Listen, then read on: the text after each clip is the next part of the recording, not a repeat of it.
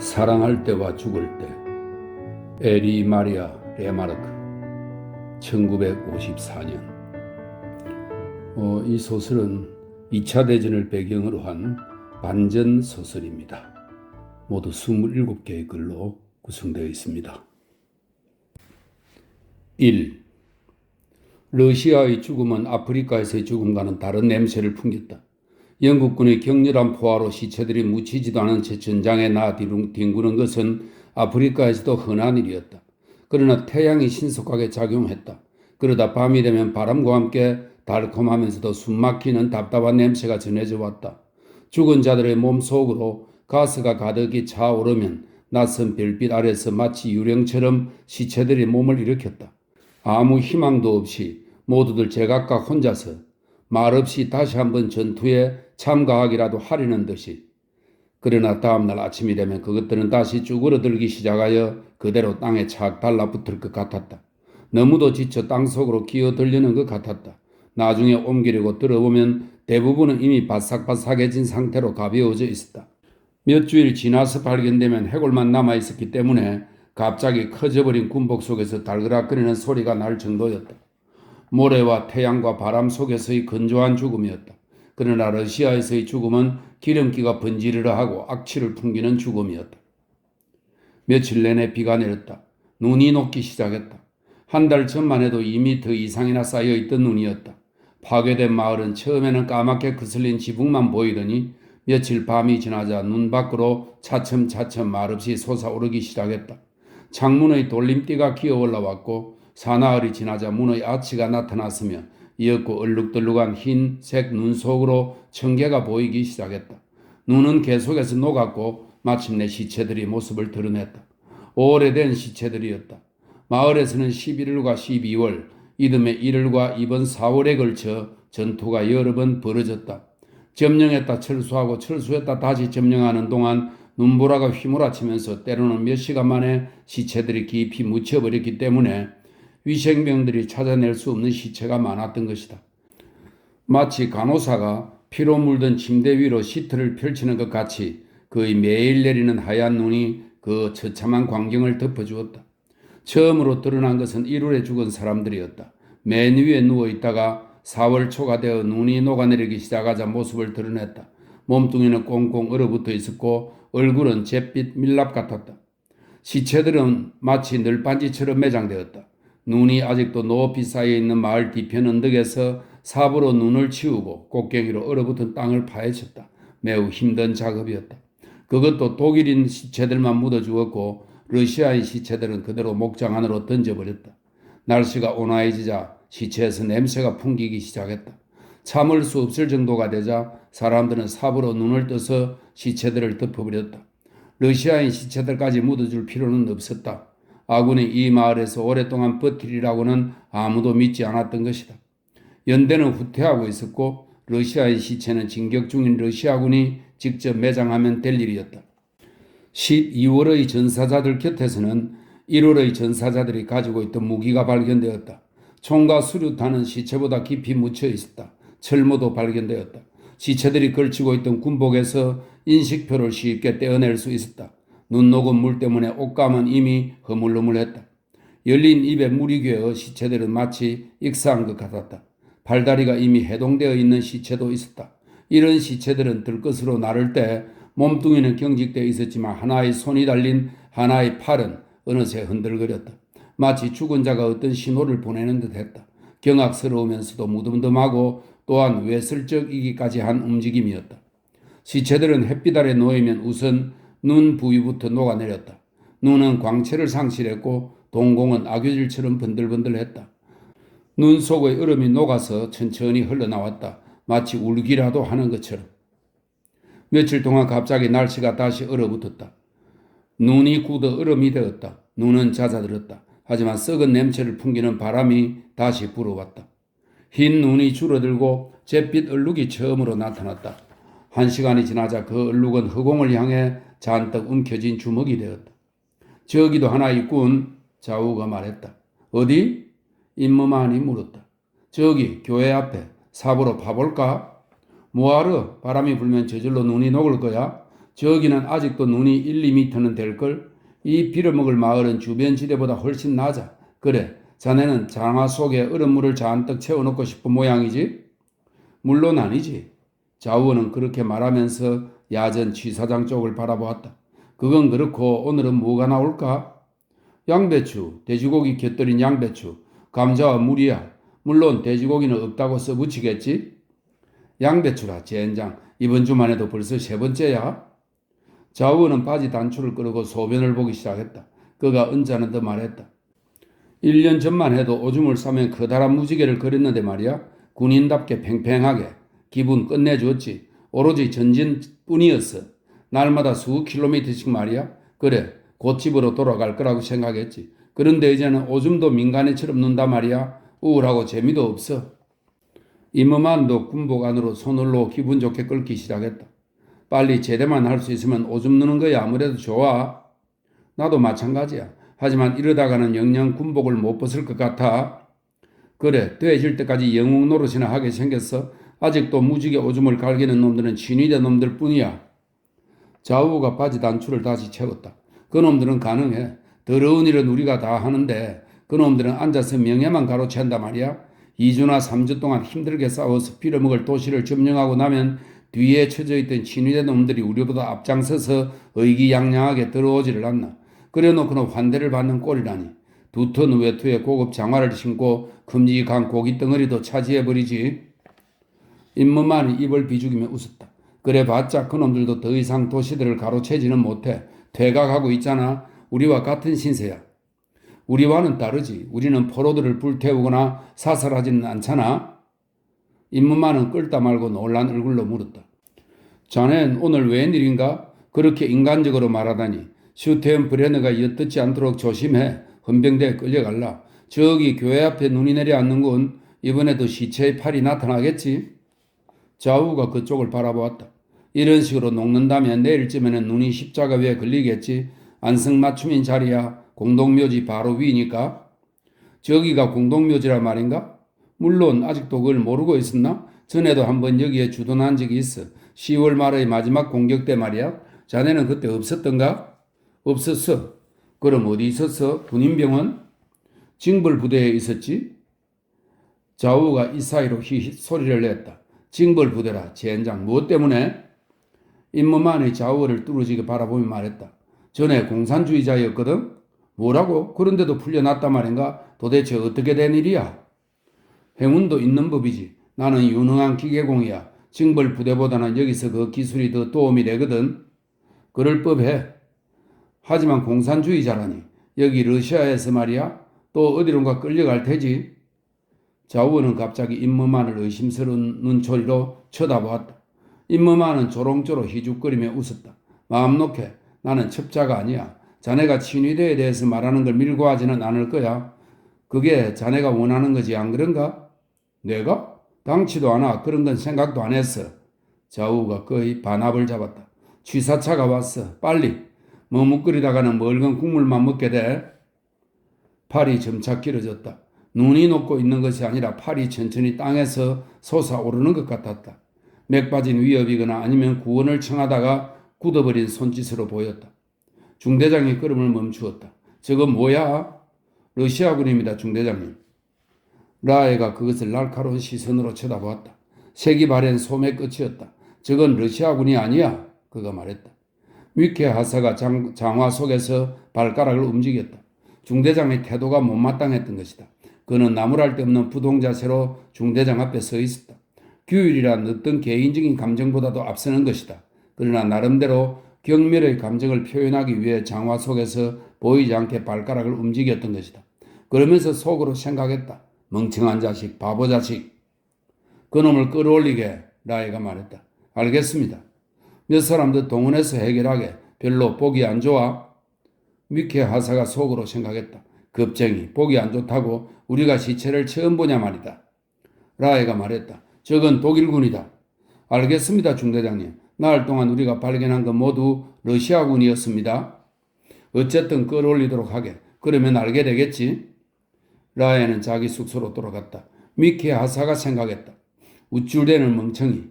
따뜻한 난로 옆에서 불이나 쬐다가 훈장을 목에 건놈. 나는 그저 주어도 그런 건 안 매달아. 가슴에 훈장을 주렁주렁 달 정도로 공을 세웠지만 말이야. 그가 소리를 질렀다. 좌우어 임무만 여기로 삽 가져와. 또 누구 거기 없나? 그레버, 휴르시란트, 베르닌, 슈타인브레너. 자네가 감독을 맡아. 저기 보이는 손을 파서 묻어버려. 독일인이라면 말이야. 내기에도 좋아. 결코 독일군은 아니야. 슈타인브레너가 건들거리며 다가와서 물었다. 내기를 한다고?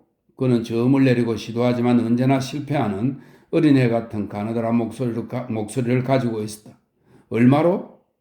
미케 하사가 잠시 망설이다가 말했다. 3루블, 군표 석장이다. 5 하자. 5루블 이하로는 내기 안 해. 좋아, 5루블이다. 하지만 꼭 완불이야. 슈타인브레너가 큰 소리로 웃었다. 그의 이가 핏기 없는 햇빛을 받아 희미하게 빛났다. 19의 나이로 금발의 전형적인 천사의 얼굴을 하고 있었다. 완불이라고? 물론이지. 그 밖에 다른 조건은 없나, 미케? 미케는 슈타인브레너를 그렇게 싫어하지는 않았다. 그러나 그를 두려워하며 조심했다. 슈타인브레너는 친위대 출신으로 히틀러 유겐트의 황금 배지를 달고 있었다. 그는 현재 이 중대에 속해 있지만 그가 정보 제공자이며 게슈타포의 첩자라는 사실은 누구나 알고 있었다. 좋아. 미케 하사는 벚나무로 만든 담뱃갑을 주머니에서 꺼냈다. 상자의 뚜껑에는 불로 찢은 꽃무늬가 새겨져 있었다. 담배 할래? 물론이지. 총통께서는 담배를 피우지 않으셔, 슈타인브레너. 임무만이 툭 던지듯이 말했다. 아가리 닥쳐. 너야말로 아가리 닥쳐, 쌍놈의 새끼. 어라, 막 나가는데? 슈타인브레너가 쌍심지를 돋우며 삐딱하게 째려보았다. 이거 저거 다 잊은 모양이지? 임무만이 크게 웃었다. 그렇게 쉽사리 잊지는 않아, 막스. 너가 무슨 말 하는지도 알아. 하지만 나는 총통께서 담배를 피우지 않으신다는 말밖에 안 했어. 그게 전부야. 여기 정인이 넷이나 있어. 총통께서 담배를 피우지 않는다는 건 누구나 다 알고 있는 사실이지. 미케가 소리쳤다. 쓸데없는 소리들 그만해. 시체 파는 일이나 즉 시작하라고. 중대장 명령이다. 좋아, 가자. 슈타인브레는 미케가 준 담배에 불을 붙였다.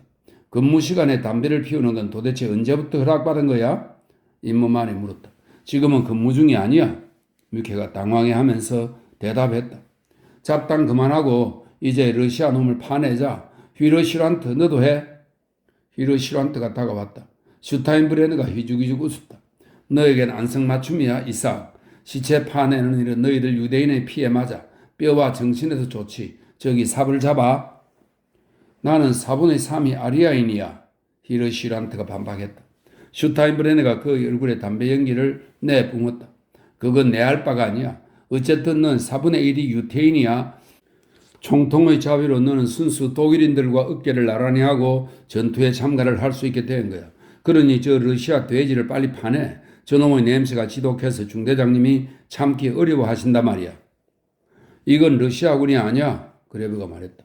그는 혼자서 송판 조각으로 시체의 팔과 가슴 언저리에 있는 눈을 파내고 있었다. 축축하게 젖은 군복이 이제 뚜렷하게 드러났다. 러시아군이 아니라고?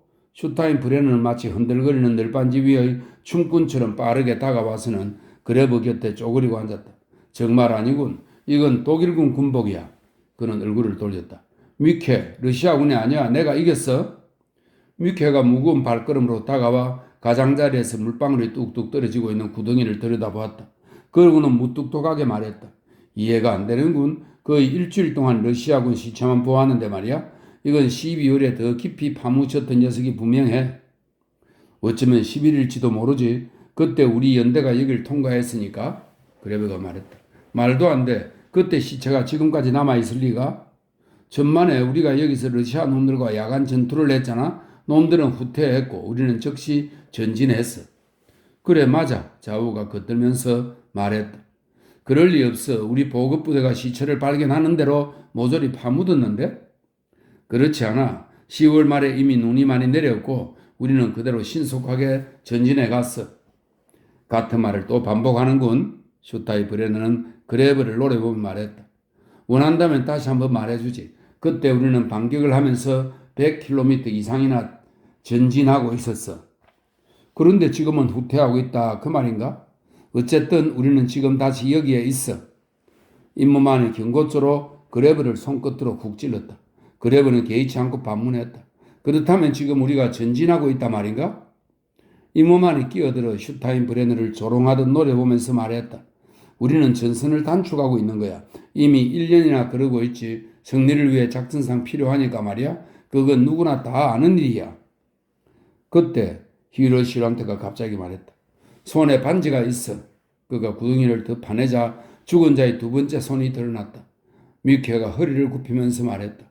정말이군. 금반지야, 결혼반지. 모두들 그것을 바라보았다. 임무만이 그레브에게 속삭였다. 저 녀석이 너희 휴가를 망쳐놓을 거야. 언제나 헐떡거든. 적당한 기회를 노리고 있단 말이야. 잘난 척 하는 것뿐이야. 너나 조심해. 난 상관없어. 휴가 같은 건 바라지도 않으니까. 이건 우리 연대 배치다. 히로시란테가 소리쳤다. 그러고는 계속해서 파헤쳐 나갔다. 그렇다면 러시아 놈이 아니라는 건 확실하고 안 그래? 슈타인 브레너가 미케 쪽을 바라보며 씩 웃는다. 그래, 러시아 놈이 아니군. 미케가 성난듯이 대꾸했다. 5루블 내놓지. 10루블 좀 안 건 게 유감이군. 자, 얼른. 지금은 한 푼도 없어. 그럼 어디 있다는 거야? 국립은행에? 자, 얼른. 미케가 슈타인 브레너를 사납게 노려보다가 지갑을 꺼내 돈을 내놓았다. 오늘은 모든 게 엉망이군, 젠장. 슈타인 브레너가 돈을 챙겼다. 그레브는 다시 몸을 숙여 히로시란트가 땅 파는 것을 거들어주다가 말했다. 이건 라이케 같은데? 뭐라고? 우리 중대의 라이케 소위야. 여기 견장이 있잖아. 오른손 집게 손가락에 끝마디도 없고 말이야.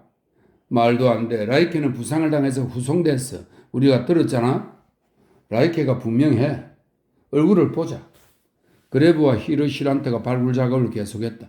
조심해. 미케가 소리를 지렀다. 머리를 찍지 말란 말이야.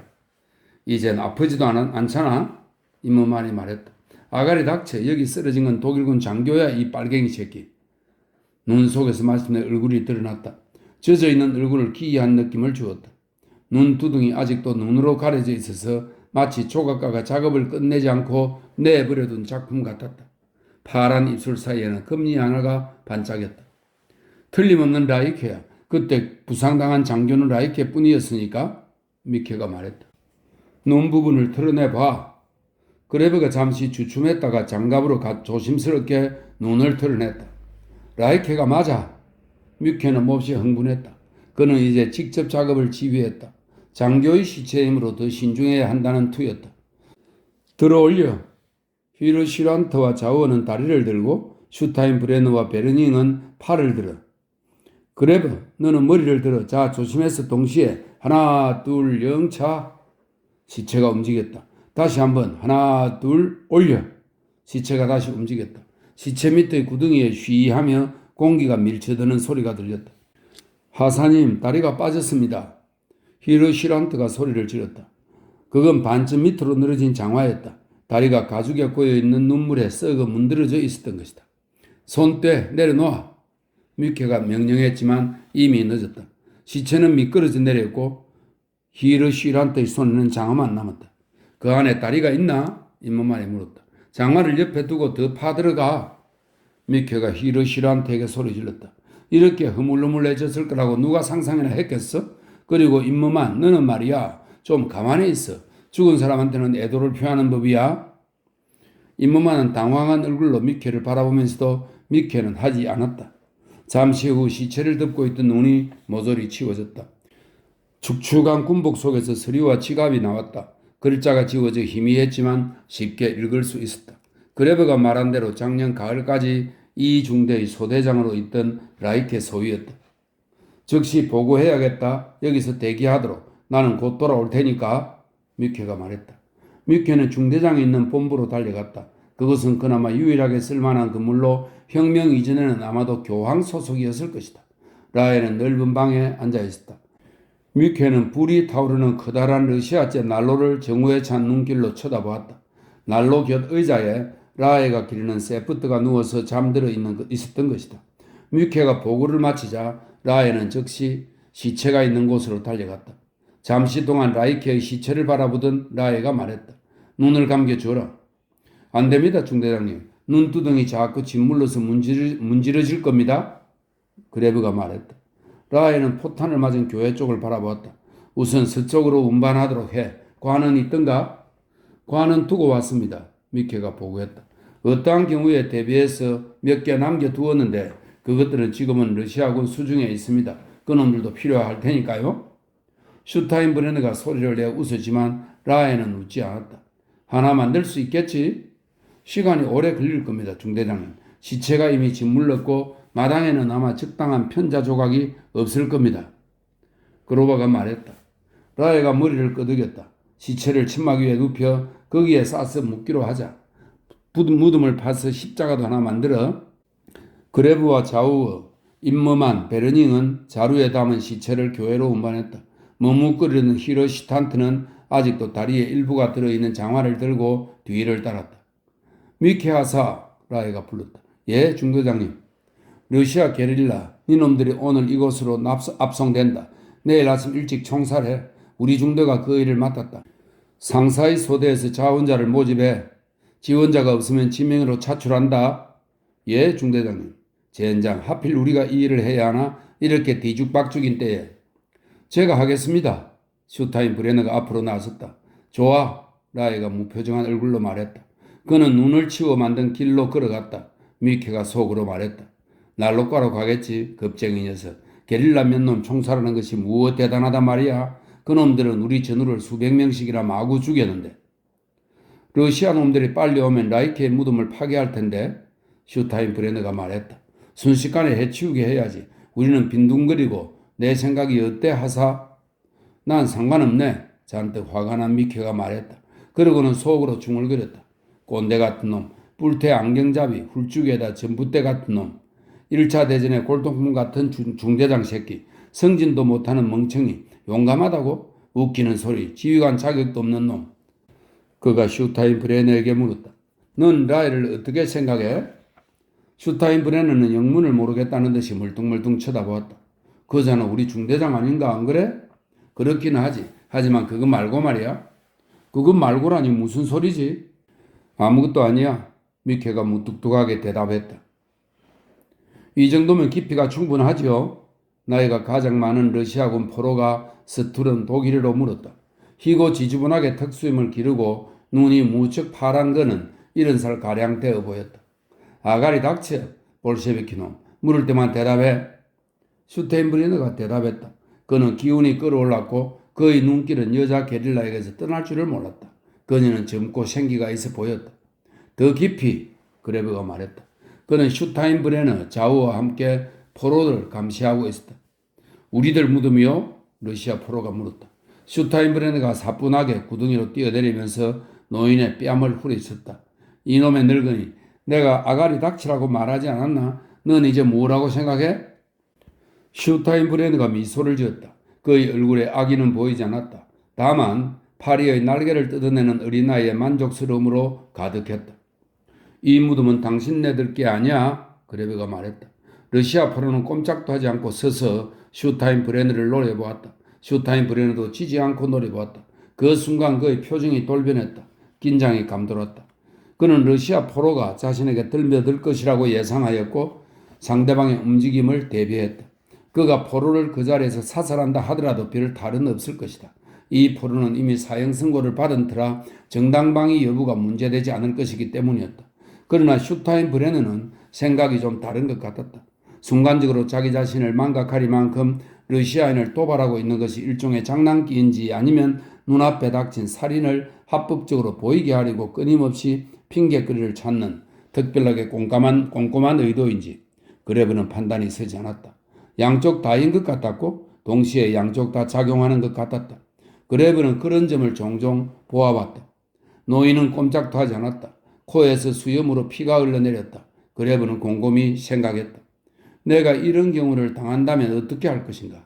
상대방에게 달려들어 당장 죽음을 자초할 것인가? 아니면 단지 몇 시간 동안 하룻밤 동안 목숨을 연장하기 위해 굴욕을 참고 견딜 것인가? 노인은 천천히 머리를 숙여 곡괭이를 집어들었다. 슈타인브레너는 한 걸음 뒤로 물러서서 사격 자세를 갖추었다. 그러나 노인은 다시 일어서지는 않고 곡괭이로 바닥을 파기 시작했다. 슈타인브레너가 이를 드러내고 웃으면서 말했다. 거기에 들어누워. 노인이 곡괭이를 옆으로 치우고는 구덩이 속에 조용히 들어누웠다. 슈타인브레너가 구덩이 밖으로 기어오르자 눈뭉치 몇 개가 노인에게로 굴러떨어졌다. 길이는 충분한가? 그가 그랩에게 물었다. 충분해. 라이켄은 키가 크지 않아. 노인이 하늘을 향해 눈을 크게 떴다. 하늘의 푸른 빛이 그의 눈에 비치는 것 같았다. 입과 흰 수염이 숨을 쉴 때마다 들썩거렸다. 슈타인브레는 잠시 동안 그를 그대로 내버려 두었다가 말했다. 올라와. 노인이 기어 올라왔다. 외투에 축축한 흙이 달아붙어 있었다. 슈타인브레너가 여자 쪽을 바라보면서 말했다. 그럼 이제는 너희들 무덤을 파러 간다. 그렇게 깊이 팔 필요는 없어. 여름에 여우들이 너희들 시체를 파먹을 거니까. 이른 아침이었다. 한 줄기 희미하고 붉은 띠가 지평선에 걸려 있었다. 밤 사이에 다시 얼어붙은 눈이 바삭거렸다. 여기저기 널려있는 구덩이들이 매우 침침하게 보였다. 제기랄, 자우가 투덜거렸다. 왜 우리가 이런 일을 맡아야 해? 우리가 왜? 보안부 녀석들은 뭐하고는 거야? 그 자들이 총살 전문가가 아닌가? 왜 우리야? 벌써 세 번째야. 우리는 신사부대인데 말이야. 그레브가 느슨하게 총을 잡았다가 쇠붙이가 너무 싸늘하게 느껴져 장갑을 끼웠다. 보안부 녀석들은 후방에서 바쁠 테지. 맞아. 그 자들은 전방에 나타나지 않아. 슈타인브레너가 이전에 보안부에 있었지? 내가 알기로 그놈은 집단 수용소에 있었어. 반장이가 뭔가 했지? 다른 병사들이 왔다. 잠이라도 푹 잤는지 슈타인브레너만 유일하게 생기가 넘쳤다. 그의 피부는 아이처럼 발그레했다. 알겠나? 그것들 중에 암컷이 하나 있어. 그건 내게 맡겨. 너에게 맡기면 어쩌겠다는 거야? 지금 재미 볼 시간이 어디 있어? 진작에 서둘렀어야지. 자우가 물었다. 시도는 해봤다면서? 임무만이 말했다. 누가 그러던가 빨갱이 년이 그러던가? 슈타인브레너가 물었다. 그 년이 뿌리쳤다면서? 슈타인브레너가 화가 나서 주위를 둘러보았다. 뭐라고 이 교활한 새끼. 내가 그 빨간 암소를 먹어치우려 했다면 왜 못했겠어? 아니면 말고. 집어치워. 여자를 혼자서 사살하고 싶다면 마음대로 해. 나는 관심 없으니까. 자우가 담배를 씹어대며 말했다. 나도 마찬가지야. 그래부도 덧붙였다. 다른 병사들은 아무 말도 하지 않았다. 날이 차츰 밝아졌다. 히로시란트가 시계를 보았다. 이번이 좋은 기회 아닌가 이삭? 너가 이 일에 뽑힌 걸 고맙게 여기란 말이야. 너희들 유대인의 눈물 어린 근성을 뜯어고치기에 딱 좋은 기회니까. 슈타인브레너가 이렇게 말하고는 캬 하고 침을 뱉었다. 총살은 이런 빨갱이들한테는 낭비야. 단약 낭비라 말이야. 그냥 목 졸라 죽여. 어디서 말이야? 자우가 주위를 둘러보았다. 어디 나무라도 있어야지. 교수들이라도 세우란 말인가? 무엇으로? 저기 왔다. 그레브가 말했다. 미케가 4명의 러시아 포로를 데리고 나타났다. 포로들 앞뒤로 병사가 2명씩 붙어 있었다. 늙은 러시아인이 제일 앞에 서고 바로 뒤에 여자 그리고 그 뒤에 젊은 포로들이 순서대로 왔다. 네 사람은 명령을 받은 것도 아닌데 구덩이들 앞에 줄을 섰다. 여자가 몸을 돌리기 전에 구덩이 속을 내려다 보았다. 붉은색 털치마를 입고 있었다. 제1소대의 밀러 소위가 중대본부에서 왔다. 라의 중대장 대신 사형 집행을 참관하기 위해서였다. 우스꽝스러운 지시긴 해도 아직도 종종 형식적인 절차가 지켜지기도 했다. 이 네 러시아인이 게릴라일 수도 있고 아닐 수도 있다는 사실은 누구나 알고 있었다. 그들은 정식으로 재판을 받을 기회도 가지지 못한 채 온갖 신문을 당하고 사형 선고를 받았던 것이다. 도대체 무엇을 확정할 수 있단 말인가? 그들은 무기를 소지하고 있다고 고발당했고 지금 장교 입회하에 총살당할 참이다. 마치 그들의 불법이 합법적으로 인정되기라도 한 것처럼 말이다. 21살의 밀러 소위는 6주 전에 이 중대로 배속되었다. 그는 사형수들을 일일이 바라보면서 선고문을 읽었다. 암소는 내 차지야. 슈테인브레너가 중얼거렸다. 그레브는 여자를 바라보았다. 붉은 치마를 입은 여자는 구덩이 앞에 침착하게 서 있었다. 그녀는 젊고 팔팔하고 건강해서 아이를 며칠이라도 낳을 수 있을 듯 싶었다. 그녀는 밀러가 읽는 것을 알아들을 수는 없지만 그것이 자신에 대한 사형 선고문이라는 것은 알고 있었다. 지금 자신의 건강한 핏줄 안에서 힘차게 맥박치는 생명이 몇 분 후면 영원히 정지될 것이라는 사실을 알고 있었다. 하지만 그녀는 아무 일도 없다는 듯이 싸늘한 아침 공기 때문에 조금 추워하면서 가만히 서 있었다. 그레브는 미케가 거드름을 뿌리면서 밀러에게 무언가를 속삭이는 것을 보았다. 밀러가 고개를 들어 그를 바라보았다. 그건 나중에 하면 안 될까? 지금이 좋습니다, 소인님. 간단합니다. 좋아, 자네 좋을 대로 하게. 미케가 앞으로 나섰다. 저자에게 장화를 벗으라고 해. 미케가 젊은 포로 하나를 가리키면서 독일어를 아는 늙은 러시아인에게 말했다. 노인이 나지막한 목소리로 그의 노래라도 부르는 듯이 그 사내에게 명령을 전달했다. 깡마른 사내는 무슨 말인지 알아차리지 못했다. 어서 이놈아, 미케가 버럭 소리를 질렀다. 장화 말이야, 장화를 벗으라고 해.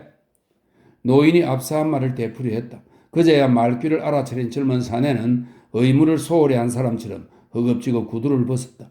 그는 한쪽 다리로 버티면서 다른 쪽 다리에 장화를 벗기다가 균형을 잃고 비틀거렸다. 그레브는 속으로 생각했다.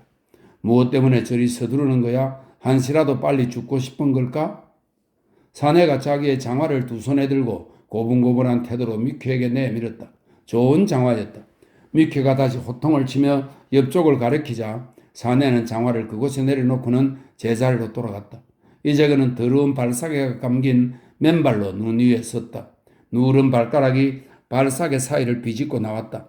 사내는 당황해서 발가락을 구부렸다. 미케는 다른 포로들도 조사했다. 그는 여자가 끼고 있던 모피 장갑을 발견하고는 장화 옆에 그것을 가져다 놓도록 명령했다. 그는 붉은색 치마도 잠시 쳐다보았다. 상한 데도 없고 옷감도 좋았다. 슈타인브레너가 이를 드러내며 슬그머니 웃었다. 하지만 미케는 여자들의 치마를 벗으라고 말하지 않았다. 라에가 자기 방에서 사형 집행 과정을 보고 있을 수도 있기 때문이었다. 아니면 치마를 어떻게 처분해야 할지 모르기 때문일 수도 있었다. 그는 뒤로 물러섰다. 여자가 러시아어로 무언가를 매우 빨리 말했다. 원하는 게 뭔지 알아봐. 그렇게 말하는 밀러 소위의 얼굴이 창백했다. 그는 사형 집행이 처음이었다. 미케는 늙은 러시아인에게 물었다. 저 여자는 소원을 말하는 게 아니요. 당신들을 저주하는 겁니다. 뭐라고? 아무것도 이해하지 못한 밀러가 소리쳤다. 저 여자는 당신들을 저주하고 있어. 러시아인이 큰 소리로 말했다. 러시아 땅을 밟은 당신과 모든 독일인을 저주하는 거요. 당신의 아이도 저주하고 있어. 당신들이 지금 우리를 사살하는 것처럼 우리 자손이 언젠가는 당신들의 자손을 사살할 것이라고 말하는 거요. 무리한 계집. 미케가 여자를 노려보았다. 저 여자한테는 애가 둘이 있어. 나도 자식이 셋이요. 늙은이가 말했다. 됐어, 미케. 밀러가 신경질적으로 소리쳤다. 우리는 목사가 아니야. 명심해. 병사들은 말없이 서 있었다. 그레브는 자신의 총을 만지작거렸다. 그동안 다시 장갑을 벗었던 것이다. 강철의 냉기가 엄지손가락과 집게손가락으로 전해졌다. 그의 곁에는 히로시란트가 서 있었다. 창백한 표정이었지만 미동도 하지 않았다. 그레브는 제일 왼쪽의 포로를 쏘기로 했다. 처음으로 사형 집행 명령을 받았을 때는 공중을 향해서 발사했다. 하지만 이제는 지난 이야기다. 그래봤자 총살당하는 자에겐 아무 도움도 되지 않는다. 다들 같은 생각이었기 때문에 병사들 대부분이 일부러 관역을 빗나가게 쏘았다.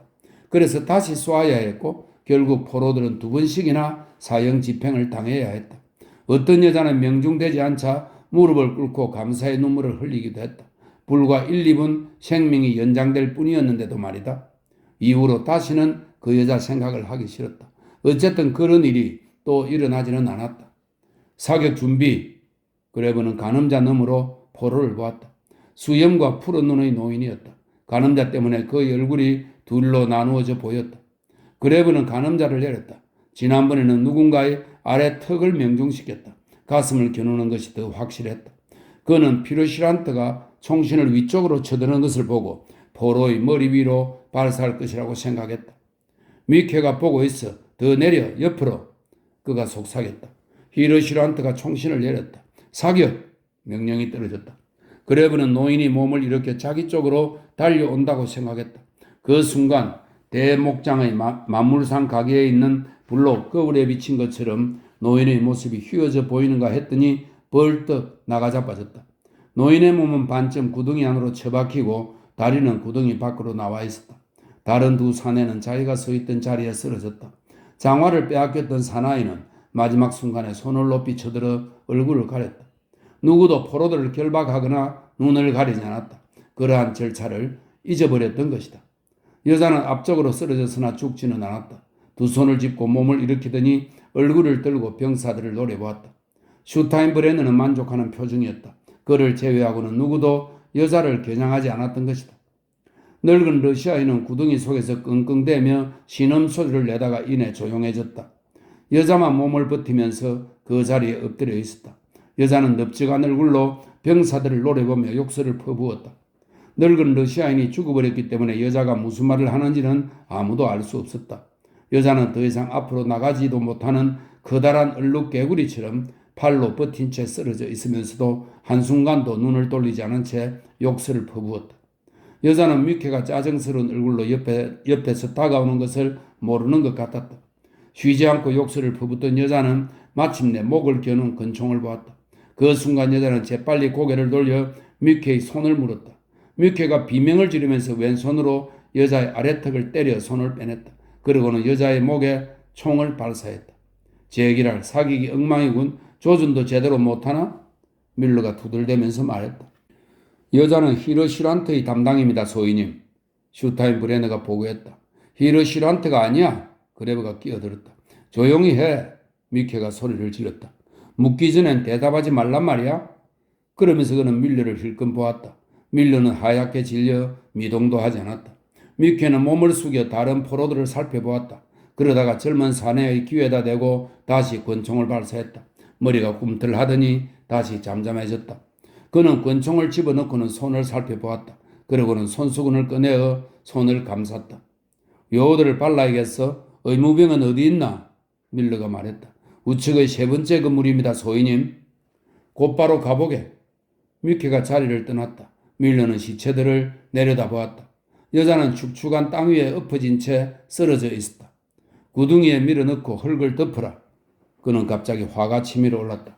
왜 그런지도 모르게. 2. 그날 밤 지평선에서 우르릉거리는 굉음이 다시 들려왔다. 하늘은 붉은 빛이었고 포화의 성광은 더욱 선명했다. 열흘 전 연대는 전선에서 퇴각하여 전투 없이 소강 상태를 유지하고 있었다. 그러나 러시아군은 시시각각 다가왔다. 전선은 날마다 이동했기 때문에 이제는 뚜렷한 경계조차 없었다. 러시아군은 수개월에 걸쳐 공세를 계속했고 연대는 후퇴를 거듭했다. 그레브는 문득 잠을 깼다. 바퀴 구르는 소리에 귀를 기울이다가 다시 자려고 했지만 잘 되지 않았다. 잠시 후 그는 장화를 신고 밖으로 나갔다. 밤은 청명하고 차갑지 않았다. 오른쪽 숲 뒤편에서 포탄이 터지는 소리가 들렸다. 투명한 해파리 같은 조명탄들이 공중에 나타나더니 아래쪽으로 빛을 쏟아냈다. 저 멀리 뒤편에서는 탐조등이 비행기를 찾고 있었다. 그레브는 걸음을 멈추고 하늘을 올려다 보았다. 밤하늘에 달은 없었지만 별은 가득했다. 그레브의 눈에는 별이 들어오지 않았다. 그저 비행사에게 좋은 밤이라는 생각만 들었다. 휴가병에게는 좋은 날씨야. 그의 곁에 있던 누군가가 말했다. 보초를 쓰던 임무만이었다. 연대는 주둔 상태였지만 게릴라가 곳곳에 침투해서 밤에는 보초를 쓰고 있었다. 너무 일찍 왔군. 임무만이 말했다. 교대까지는 30분이나 남았어. 쭉 엎드려서 잠이나 자게. 시간 되면 깨울 테니까. 난 피곤하지 않아. 집에 가고 싶어 안달난 거 아니야? 임무만이 그레브의 얼굴을 살피면서 말했다. 어림없는 소리. 휴가라니. 나도 아직 못 가봤어. 여차하면 휴가 금지잖아. 난 3번이나 그랬으니까. 그럴지도 모르지 그래. 언제부터 못 간 거야?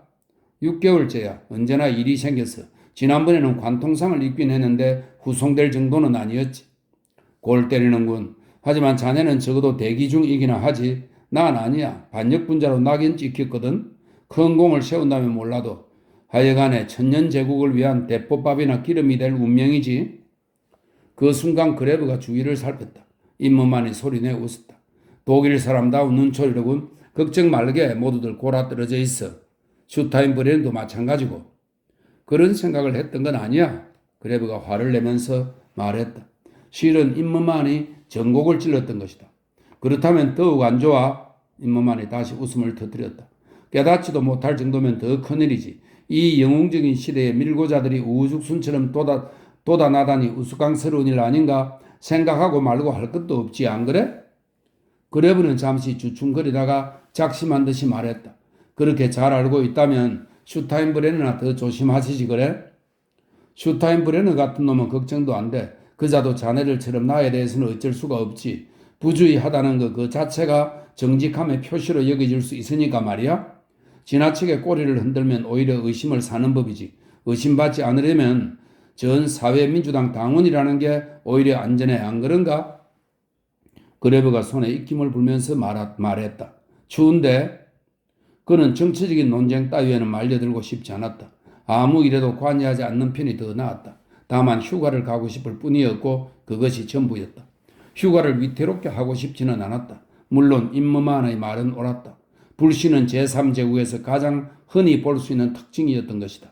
어디를 가든 안전하기는 어려웠다. 따라서 안전하지 않을 때는 입을 다무는 것이 상책이었다. 최근에 집에 간 게 언제였지? 임무만이 물었다. 대략 2년 전이야. 젠장 오래됐군. 고향에 가면 어리둥절하겠어? 그레브는 아무 대꾸도 하지 않았다. 깜짝 놀랄 거야. 온통 변했을 테니까 말이야. 임무만이 말을 이었다. 도대체 뭐가 변했단 말이야? 모든 게 변했어. 가보면 알 거야. 그레브는 그 순간 위장을 찌르는 듯한 격심한 공포를 느꼈다. 이런 공포는 때때로 아무런 이유도 없이 갑자기 엄습하곤 했다. 더 이상 아무것도 안전하지 않은 세상에서는 조금도 놀라운 일이 아니었다.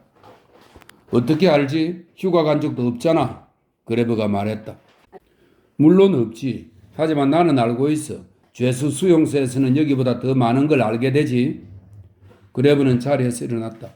무엇 때문에 밖으로 나왔단 말인가? 그는 아무 말도 하고 싶지 않았다. 혼자 있고 싶었다. 제발 여기서 떠날 수만 있다면. 이런 생각은 이제 강박관념이 되었다. 혼자 있고 싶었다. 단 몇 주만이라도 혼자 있으면서 생각해보고 싶었다. 그 이상은 아니었다. 고향에 가면 생각해보고 싶은 것이 너무나 많았다. 그러나 여기서는 아니었다. 저기 고향으로 돌아가서 전쟁을 벗어나서 교대 시간이군. 그가 말했다. 복장을 갖추고 좌우를 깨워야겠어. 우르렁거리는 굉음은 밤새도록 계속되었다. 지평선에서 굉음이 지속되고 섬광이 번쩍거렸다. 그레브는 저 너머를 응시했다. 러시아군. 1941년 가을 총통은 이제 놈들은 끝장이다라고 선언했고 또 실제로 그렇게 보였다. 1942년 가을 총통은 다시 한번 선언했고 이제 그것은 더욱더 사실인 것처럼 보였다. 그러나 모스크바와 스탈린그라드 전선에서 이해할 수 없는 일이 전개되었다. 갑자기 진격이 중단되었다. 마치 마술에라도 걸린 것 같았다.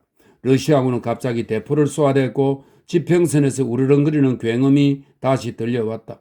그 굉음은 총통의 연설을 모두 집어삼키고도 멈추지 않았다. 그리고 독일군 전투사단들을 퇴각시켰다. 도저히 이해할 수 없었다. 게다가 전 군단이 고립되어 항복했다는 소문이 나돌기도 했다. 승리가 패주로 일변했다는 소식이 모두에게 곧 알려졌다. 카이로를 바로 눈앞에 두고 아프리카에서 그랬던 것처럼. 그레브는 마을 주위를 터벅터벅 걸어서 돌았다. 달빛도 없는 어둠이 시야를 헷갈리게 했다. 어디선가 눈발이 다시 날리기 시작했다. 집들은 실제보다는 멀어 보이고 숲은 실제보다 가까워 보였다. 어디선가 이방인과 위험이 도사리고 있는 듯 했다. 1940년 여름 프랑스. 파리를 향해 산책하듯 이루어졌던 진격. 혼란에 빠진 땅 위에서 윙윙거리던 폭격기 소리. 피난민과 와해된 군대로 막혀버린 도로. 6월 중순에 공격받지 않은 시골의 밭과 숲과 늪지대. 그리고 마침내 한 방의 총격도 없이 성문을 연 은색 불빛과 거리와 카페의 도시. 그때 나는 무언가 생각이 있었던가? 마음이 혼란스러웠던가? 아니다. 만사가 제대로 척척 진행되는 것으로 보였다. 호전적인 적들의 기습을 받은 독일이 자신을 방어하는 중이었다. 그것이 전부였다. 그리고 나중에 아프리카에서의 대진격 당시 별과 덜커덩거리는 탱크 소리로 가득했던 사막의 밤에도 나는 무언가 생각을 했던가? 결코 그렇지 않았다. 퇴각 중에도 결코 생각 같은 것은 하지 않았다. 그곳은 아프리카 이국의 땅이었다. 지중해가 중간에 놓여있는 이곳으로 처음에는 프랑스가 그리고 이제 독일이 왔다. 비록 그 땅을 잃는다 하더라도 노심초사할 게 뭐 있단 말인가? 가는 곳마다 승리를 거둘 수는 없는 법 아닌가? 그러나 이제 러시아가 밀어닥쳤다. 러시아, 패배, 도주. 이제는 적과 조국 사이에 바다도 없다. 독일로 끝없는 퇴각. 아프리카에서처럼 군단 몇 개가 패배한 것이 아니다. 독일군 전체가 후퇴하고 있는 것이다. 그러자 이제 그는 갑자기 생각하기 시작했다. 그도 다른 사람들도 마찬가지였다. 충분히 이해가 가고 지당했다.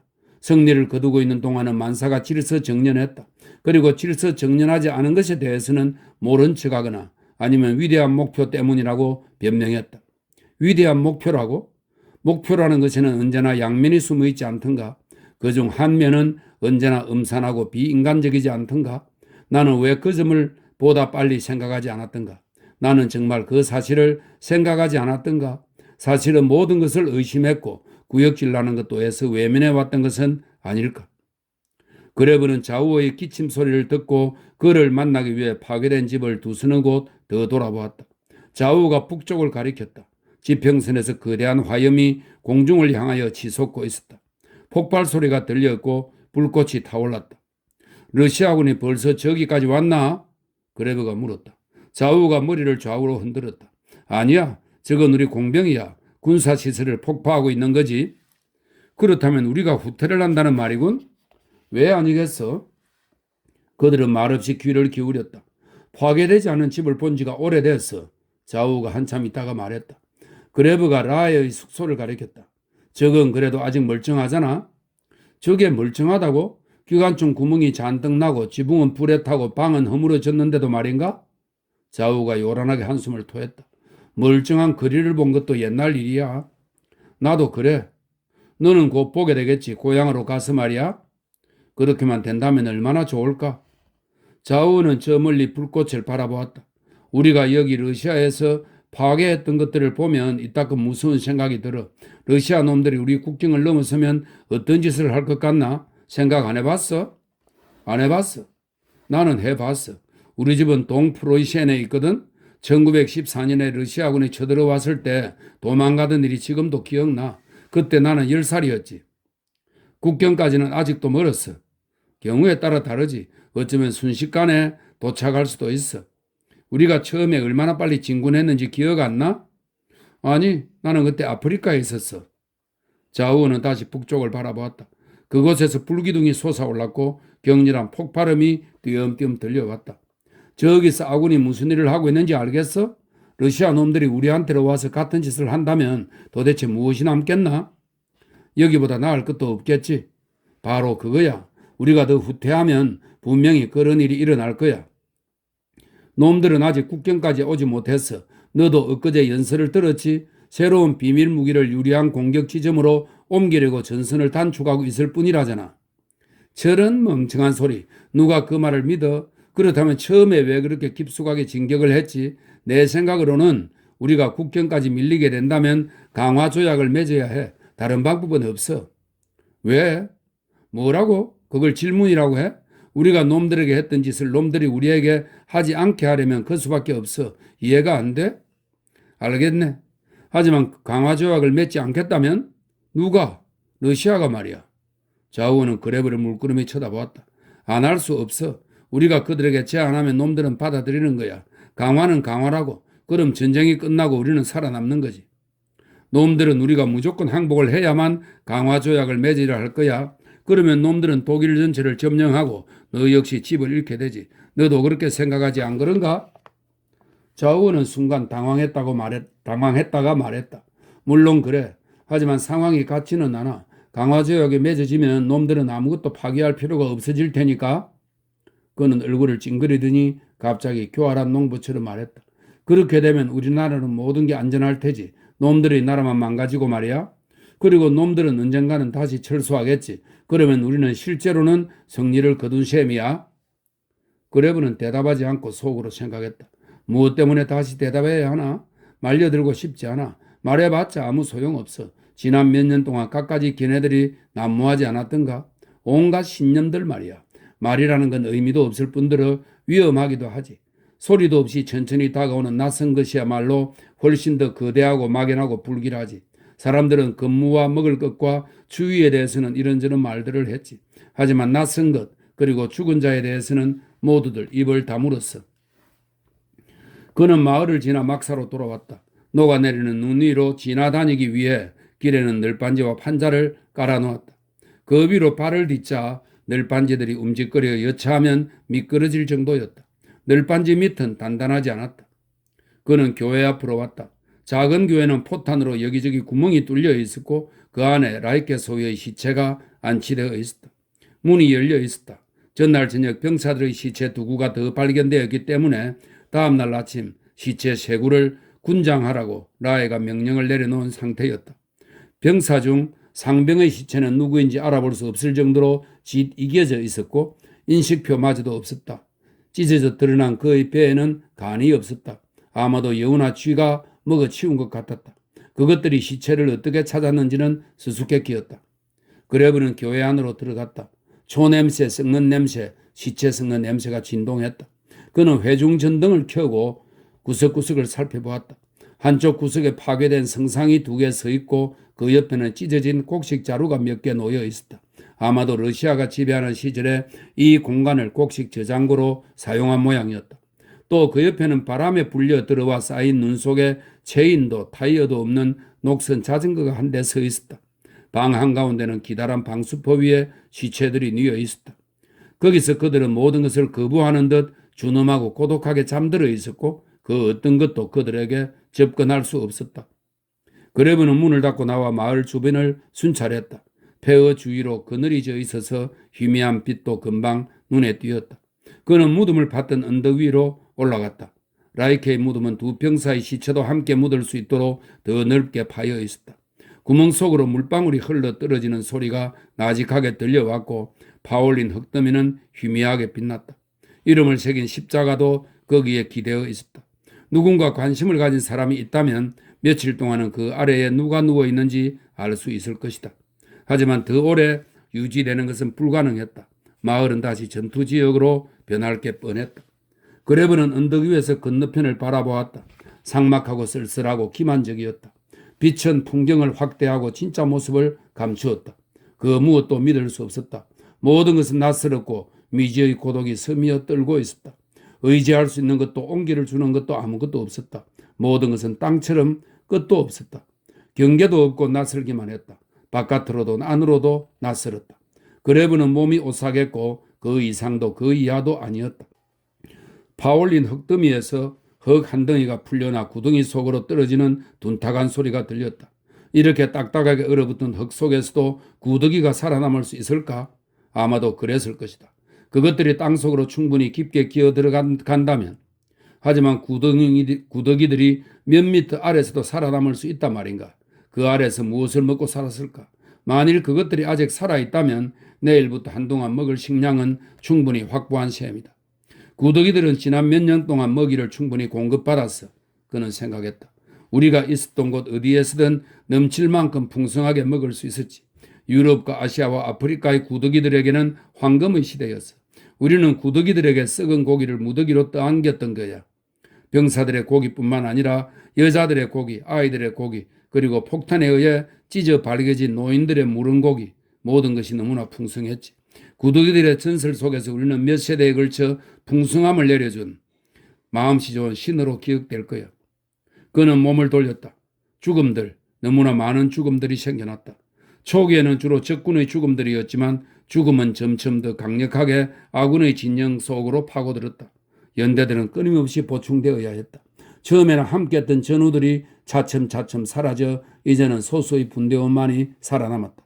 그가 사귀었던 친구들 중에서 이제 남은 것은 제4중재당인 프레덴부르크뿐이었다. 나머지는 죽었거나 부대를 옮기거나 아니면 병원에 입원했고 운이 좋은 경우는 병력 불능 판정을 받고 독일로 돌아갔다. 이 모든 것이 잘 나가던 예전과는 판이했고 예상 밖이었다. 그는 좌우가 올라오는 발소리를 들었다. 무슨 일이야? 좌우가 물었다. 아무것도 아니야. 무슨 소리가 들렸는데 알고 보니 쥐새끼들이야. 러시아 놈들 시체가 있는 마구간에서 말이야. 좌우는 게릴라들이 묻혀있는 둥그런 무덤을 쳐다보았다. 여기 있는 놈들은 그래도 최소한 무덤에는 묻혔군. 그래, 놈들이 스스로 판 거야. 좌우가 탁 하고 침을 뱉었다. 이 불쌍한 것들의 기분은 이해할 수 있어. 우리가 그놈들의 땅을 망가뜨렸잖아. 그레브는 그를 뚫어지라 쳐다보았다. 밤에는 낮과는 달리 생각하는 법이긴 해도 좌우는 고참인데다 지나치게 감상적이지도 않았다. 어째서 그렇게 생각해? 우리가 후퇴하고 있기 때문인 거야? 그가 물었다. 물론 언젠가는 그들도 우리에게 똑같이 할 거라고 생각해 봐. 그레브는 잠시 침묵을 지켰다. 그는 생각했다. 나도 마찬가지야. 될 수 있는 한 그런 생각은 뿌리치고 또 뿌리치려 했지.